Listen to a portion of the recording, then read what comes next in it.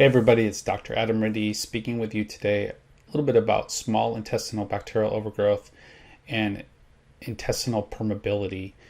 The question is whether or not small intestinal bacterial overgrowth causes intestinal permeability, or is it just a question of whether or not it's present and if we need to change our treatment strategy based on the fact that intestinal permeability is present in the context of having SIBO.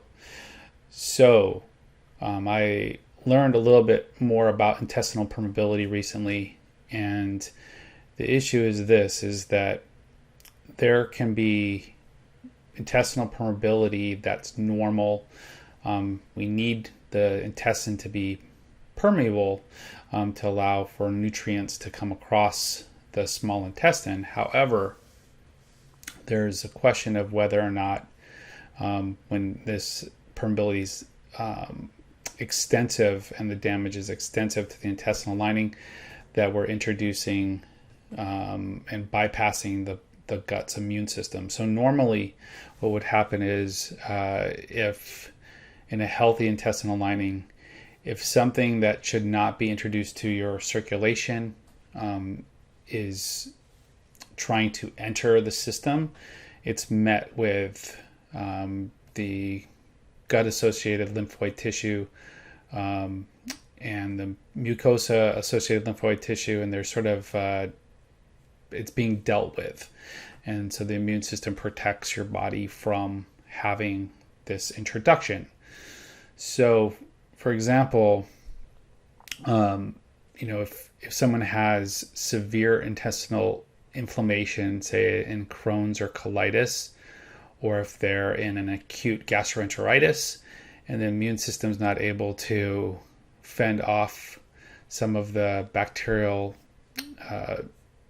products and byproducts, then they'll just get by the immune system and can create sort of like this pseudo-sepsis state in the body.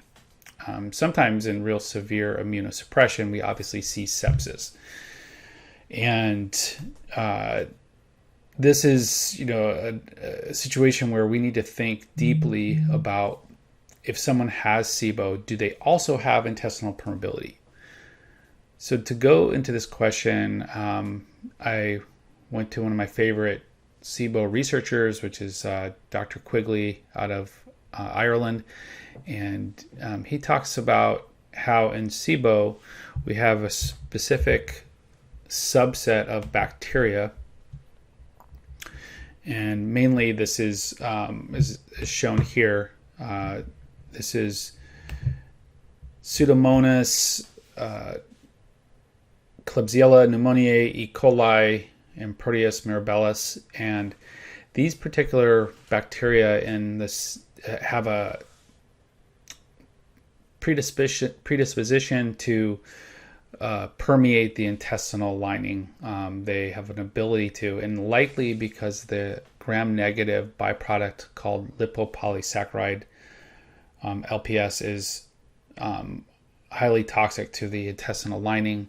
If there's large amounts of these bacteria in the small intestine, then we could see how there would be more problems with leaky gut.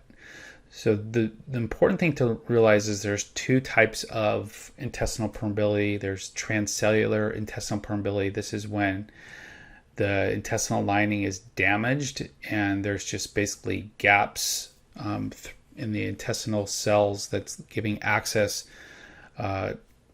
to the immune system and giving access to circulation for gut bacteria and other antigens.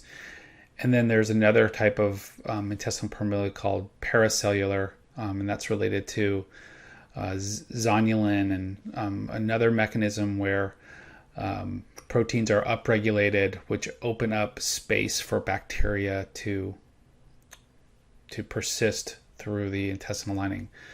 Now in SIBO, I've seen situations where long-term SIBO will potentially flatten the intestinal villi and provide access and break down the intestinal lining. So I would say that presumably, and the author does talk about this, is that this transport in SIBO may be transcellular, just based on long-term presence of potentially highly toxic byproducts from SIBO being in the small intestine. So we may not actually see zonulin be elevated in a SIBO case for certain, to indicate that someone has intestinal permeability.